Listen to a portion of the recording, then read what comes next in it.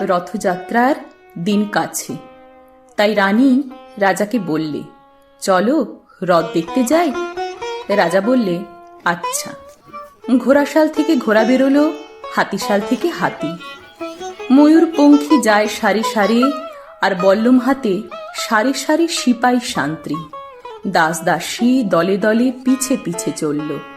কেবল বাকি রইল একজন, রাজবাড়ির ঝাঁটার কাঠি কুড়িয়ে আনা তার কাজ। সর্দার এসে দয়া করে তাকে বললে, ওরে তুই যাবি তো আয়।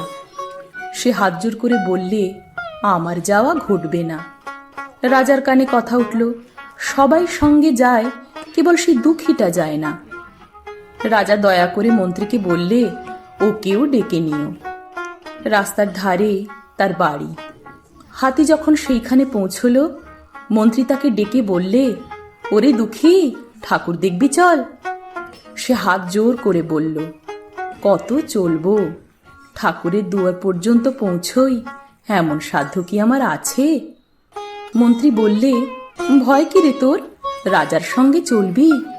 সে বললে, সর্বনাশ, রাজার পথ কি আমার পথ?